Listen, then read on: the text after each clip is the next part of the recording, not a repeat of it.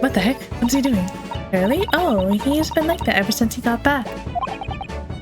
Hello, Mr. Sholmes. I beg that you speak to me. Sorry? I don't know who you are, but kindly take your leave. What? As you can see, I'm not here. What? What? I don't know how to respond to that. Alright guys, welcome back. It's late, and it's time to continue on with Grady's attorney. Last time we found out Mr. McGilder was involved. Which is shocking and crazy. I wonder what in the world he has to do with everything, so let's see, shall we? Well, Mr. Magnus McGilded. Not a name I expected to hear in these circumstances.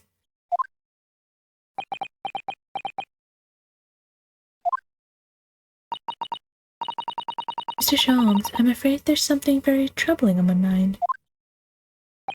Pray tell, Mrs. Otto.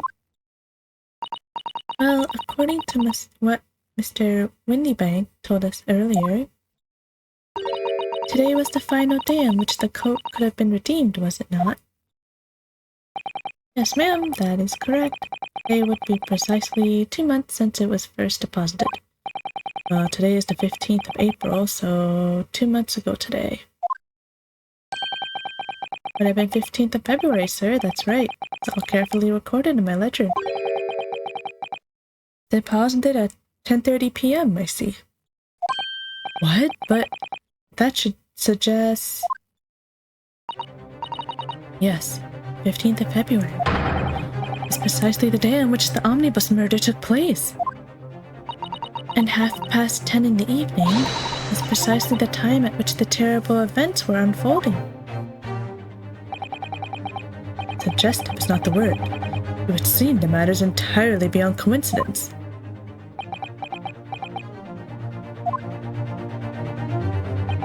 You are, of course, at liberty to make whatever outlandish deductions you choose, however... Oh my gosh. What? Hello? I must insist that you hand over the music box disc now. Hello? Put that away, could you, please? It would be a terrible shame for you to return to your native land in a box. What do I do? I don't know. I think we hand it over, right? Because either way, we'll be told to hand it over.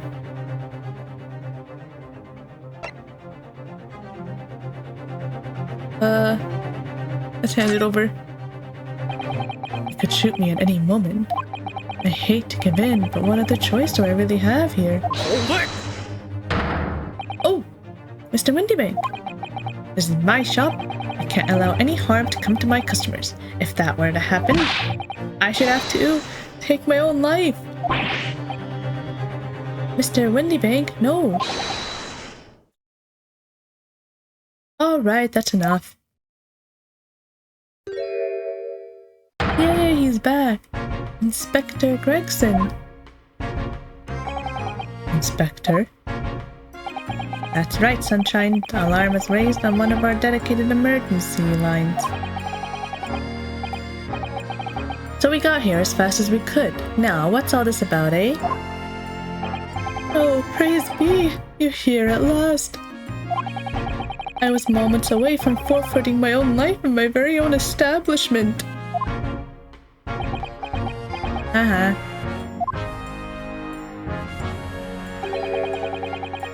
It would seem you have the upper hand.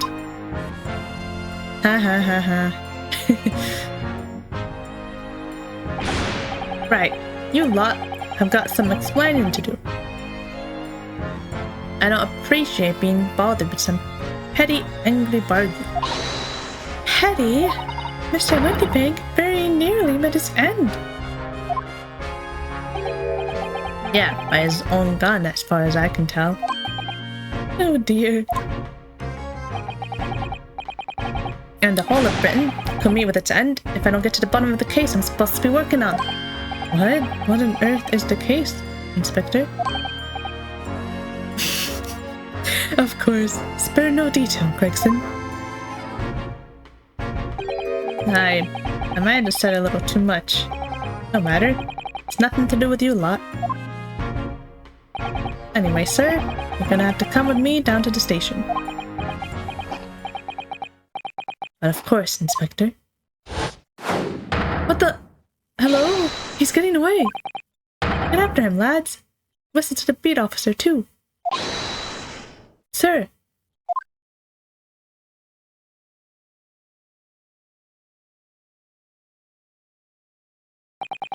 There's been a spate of thefts at pawn shops around here recently.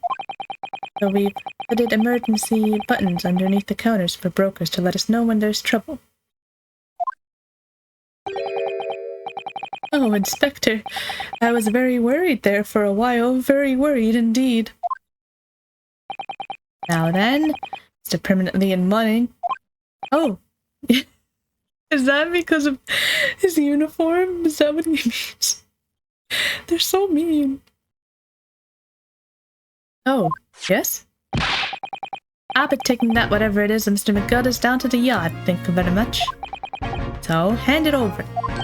Oh yes, of course. No, don't give it to him. It's mine, that is, mine. I'm sorry, miss. But anything belonging to Mr. McGilded has to be taken in as evidence now. As evidence? If the police demand something as evidence, my dear fellow, we have no choice but to capitulate.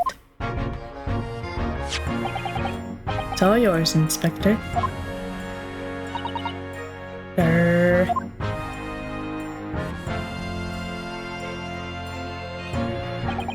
And so, we handed Mr. McGilded's this over to Inspector Gregson. We were summarily turfed out of the shop and onto the street. Ouch.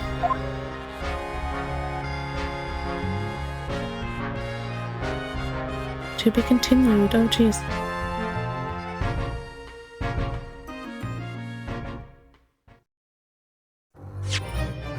Huh.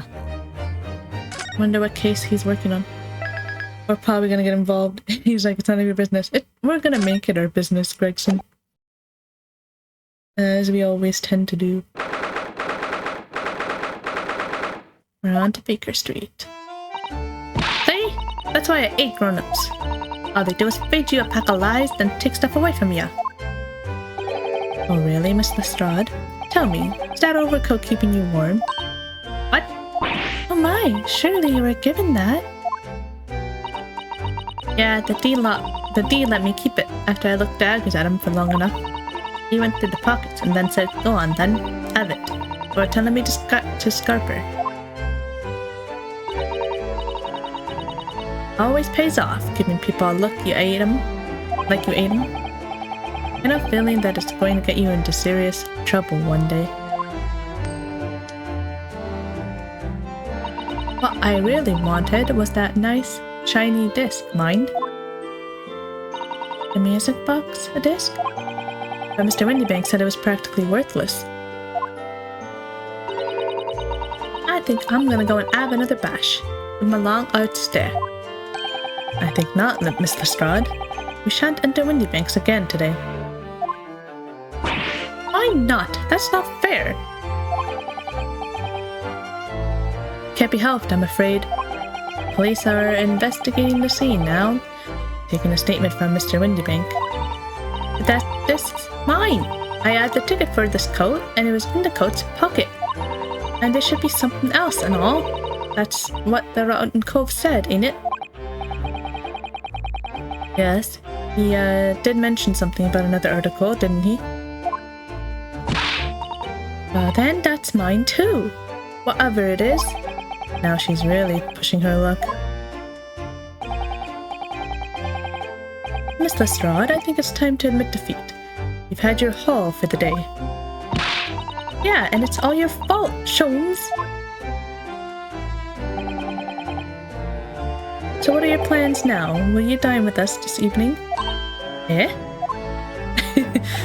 Iris would be delighted to cook, I'm sure, and I might entertain you with a modest violin recital. Hopefully it's better sounding this time.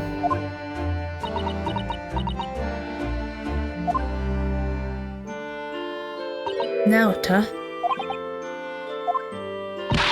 Why would I come round your place, eh? Have you lost your head or something? Geez, she ran off. Oh dear, she's gone. Having reveled on me quite unnecessarily, I might add. I can't help wondering if perhaps she might turn up anyway. Interesting. When she's had a chance to calm down. I think there's a good chance she'll decide to come. Very well then. I'll inform Iris to set a place for our potential guest at the dinner table this evening. And one more thing. I should be glad of your company later too. Sorry? I believe I will have a rather splendid surprise to show you. Oh, how exciting! What is it? She'll have to wait and see, Miss Sato. Till later then. Oh, okay. Are we moving?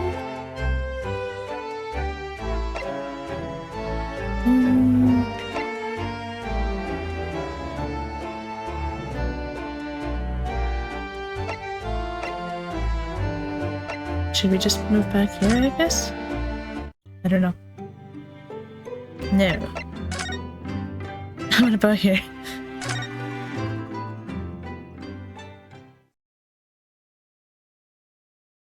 There we are.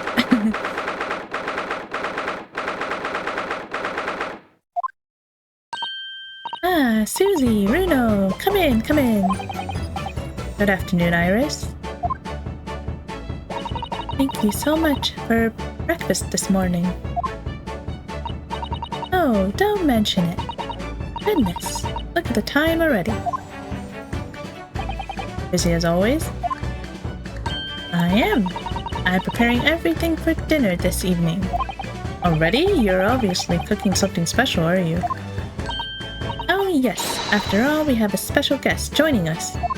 Guess who it is? Go on, you'll never guess. Look at those little eyes of hers shining. Oh dear. It is awkward when you already know the answer, isn't it? Oh. It's Ginny! Isn't that exciting? Oh, what a surprise! Yes, that's wonderful news. Wow, Iris seems overjoyed at the idea. I can't wait to learn some pickpocketing. No! Iris, no! From a real professional? Oh yes, that does sound like fun. I'm not sure that's entirely appropriate. Are you, Mr. Naruhodo? By the way, Iris, what's Mr. Sholmes up to? What the heck? What's he doing? Really? Oh, he's been like that ever since he got back. Hello, Mr. Sholmes. I beg that you speak to me. Sorry? I don't know who you are, but kindly take your leave. What? As you can see, I'm not here. What? What? I don't know how to respond to that. I do apologize. When he gets like this, he's completely oblivious to everything. Yes, I see. Really, he behaves just like a child sometimes. He really does. Mr. Sholmes and Iris have something of a parent and child relationship, don't they? Yes, except that Iris is clearly the parent here. Come to think of it. I wonder where her real parents are. Yeah, where are they? What's the matter, Runo? You have such a funny look on your face. Oh no, it's nothing. I know what it is. Why does this girl live here with Mr. Sholmes, you're wondering? Am I right? How? How did you... Oh, Runo, I can read you like a book. This girl is dangerous. Don't worry, you can ask me anything. I won't mind. Are you sure about that? I'm kind of scared to know the answer. Ginny. So by Ginny, you mean Miss Lestrade, the young woman from the McGilded case 2 months ago, right? Yes. You also stole my experimental smoke grenade launcher.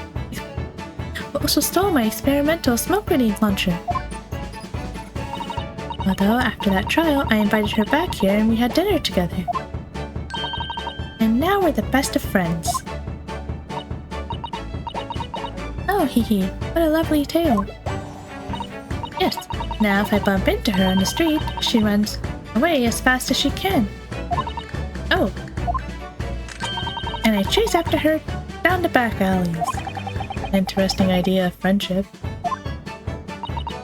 And then I let her have the latest color of smoke grenade I've developed. Oh.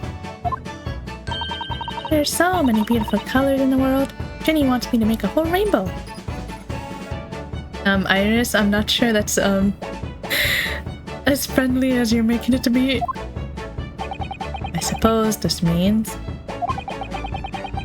you've let Miss Lestrade keep the smoke grenade launcher, have you? Yes, that's right. I got bored of it anyway. Hurley always reacts the same way when I shoot him with it now. Oh, come on. Poor Hurley.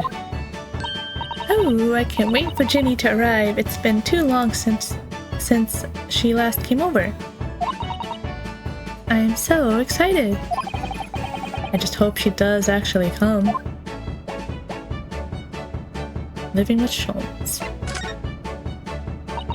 I'm sure you've been wondering why it is that I live here with Hurley, haven't you? Well, it has crossed my mind that, and where are your real parents? My mommy and daddy aren't with me anymore. I knew it. Oh gosh.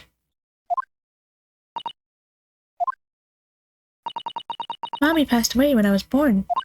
And at around the same time, my father, well, he had to go to a faraway land because of one of the cases he and Hurley were working on. Oh. Wait a minute. Did you say he and Hurley? Yes. Daddy and Hurley were always solving mysterious cases together. No way. She didn't mention that before. He wrote them all up in his diaries. That's what's in the middle chest over there. Really? He recorded them all?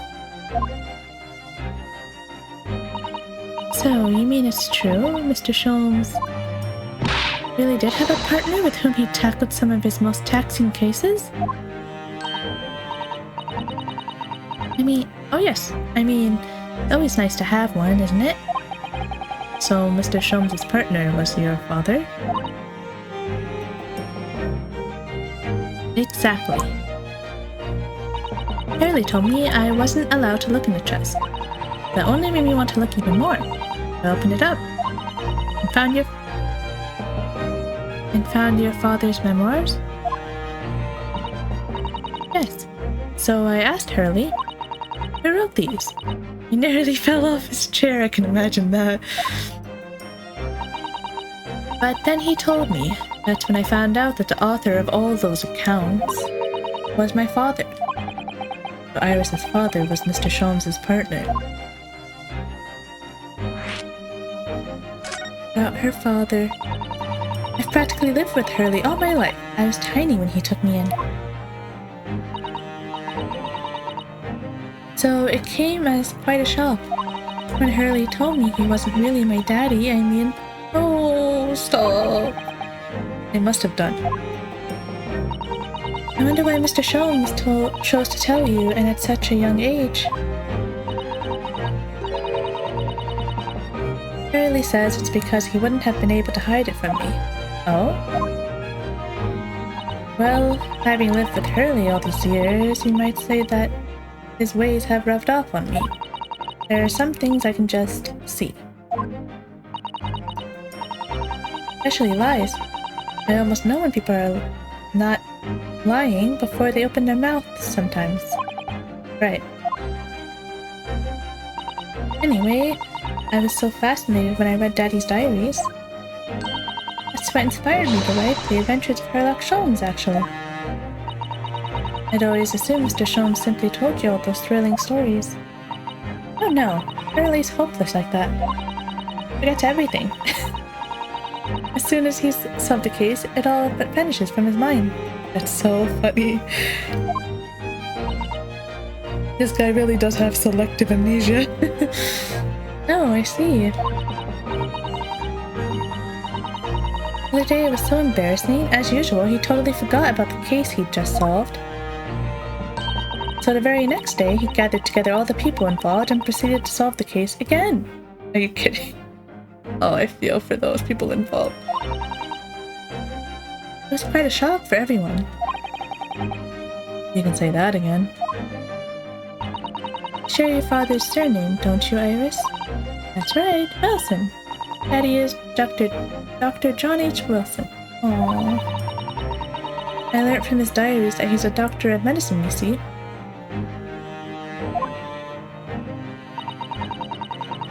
That's what prompted me to study and study so that I could earn a doctorate as well. Iris's father, who went to some distant land, and is a doctor by the name of John H. Wilson. No. The court will now hear the trial of Ryunosuke Naruhodo. Trying to state before the court the name of the victim in this case.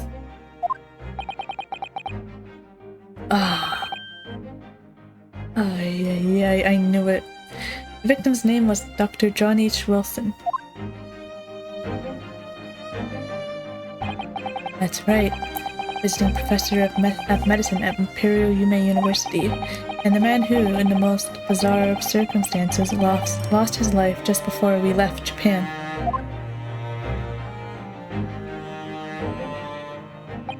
Mrs. Sato. Yes. Perhaps we shouldn't pursue this conversation any further at this time. I think that would be for the best. Ah, my dear fellows, how good to see you. This guy really is one of a kind. We've been here the whole time. Eek, Mr. Sholmes. However, did you not make your presence known to me before? We did. We freaking did, dude. Well, no matter now. So, how the devil are you? We've been with you for most of the day. I'm telling you, selective amnesia. Goodness, really? Oh my gosh. Do tell me, Mr. Sholmes, is your violin unscathed? Violin? Whatever are you talking about, dear madam? Selective amnesia, bro. Oh, never mind that now. I have something far more interesting to show you. Behold, my dear fellows. Oh, another music box disc. No, not another disc, Mrs. Sato. It's the one Gregson demanded we hand over as evidence, Mr. McGilded's disc. Oh my! And then, what's it doing here? You know, at times, Mr. Naruhodo, I think that though I have an undeniable term for detection, I may well be even more adept at larceny. Whatever you say, dude. Oh, that would be wonderfully exciting. I'd be your pickpocketing assistant. No, Iris, no. And Runo could be your go-to lawyer if we ever got caught. No. Right. Plus, Susie has such beautiful handwriting. She could write all our menacing crime notifications. No. Yes, I'd be delighted. Susato, no. I'm just going to pretend this conversation never happened, I think.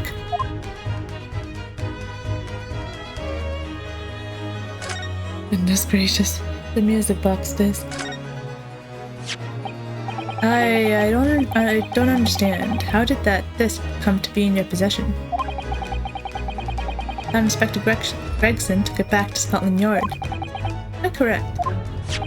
And that sort of uncompromising attitude is precisely why I always carry some of this. It's a bar of caramel, Mr. Sholmes. You're my only friend in times of loneliness, if I'm not mistaken. If you will humor me, my dear fellows. Cast your minds back to when the good detective confiscated the disc.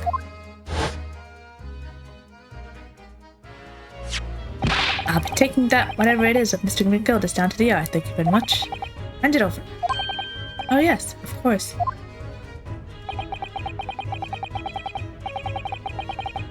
The event subpoenas evidence, you have no choice. Okay. What do you do? It's all yours, Inspector. I don't get it, what do you do? For the briefest of moments, I had the disc in my hand, did I not? Yes, you did. But I still don't understand. It was precisely at that moment that I summoned my one and only friend into action. No! I pressed the disc into a pair of bars like this. That's amazing. The disc and all their minuscule proportions have made an image in the caramel. Indeed, this caramel is quite exceptional. I developed it myself, you know. Suitably soft for making impressions, but resistant to melting, the result of a precisely controlled solution.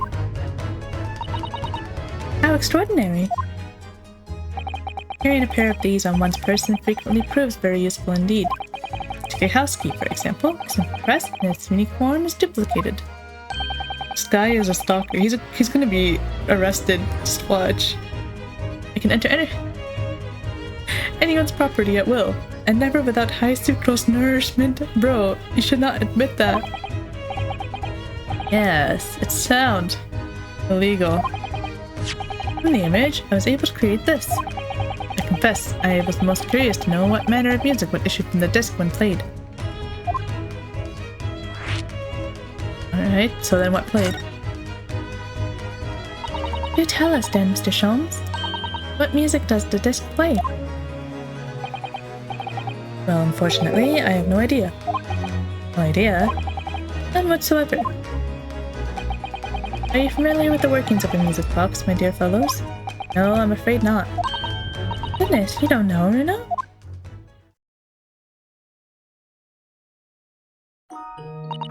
Inside a music box, there's a special metal piece called a comb. That's what produces the sound. Small protuberances pluck the different teeth of the comb as they rotate past it, making the different notes. Huh, interesting. The first music boxes to be invented used a rotating cylinder with protuberances on it. But over time, a new type of player was produced, which uses discs such as these. With that development, the popularity of music boxes spread far and wide all around the globe. Why, exactly? As the discs are easy to produce and can be interchanged to facilitate the playing of different tunes. There are a great many firms in Europe now manufacturing music boxes as a result. It is wonderful to be able to enjoy music even when no performer is present.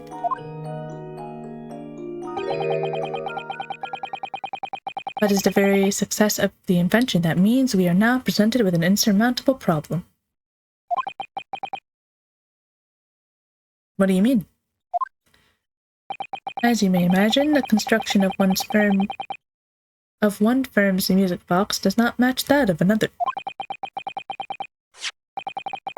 As we have no way of knowing in which music box this particular disc was designed to be played, there is no resolution to this problem, I'm afraid. It's quite intractable. Ah, I see. So that's why... Naturally, I tested the disc in those few music boxes I had at my disposal. But as you can hear, to no avail. The results were equally unsatisfactory in this one. So, I am presently engaged in acquiring an example of all the music boxes ever made in Europe. Every single one? That's early for you, always taking things too far. But, my dear girl, an unsolved riddle is quite repugnant to my constitution. But surely all the different types in Europe will amount to a huge volume of music boxes, won't it? Yes, that is certainly true. In the worst case, I shall just have to ask you to vacate the attic room. What? What? No, this guy. Alright, tell me about Mr. McGilded. Magnus McGilded. The name I expected to hear again so soon. Yes, it's only been 2 months since that grisly case.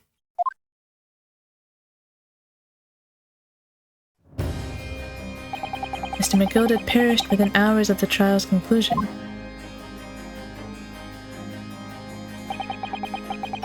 Was it the curse of the Reaper? No one knows till now. The omnibus was reduced to a pile of ash, and not a shred of evidence remained. And with the man's death, the truth about the murder in which he was so intimately involved was buried.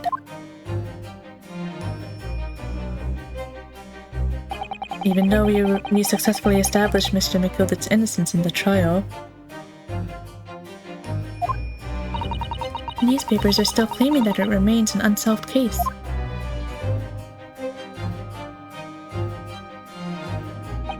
The murder of the brickmaker, Mr. Thrice-fired Mason.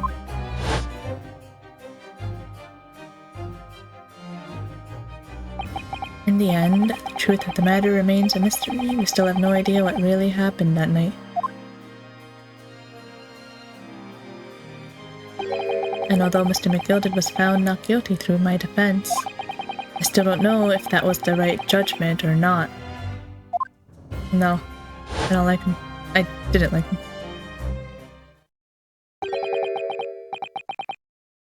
It would appear the case is not yet closed. Oh, I wonder what that means. We'll have to find out next time. Alright, guys, that's gonna be it for this one.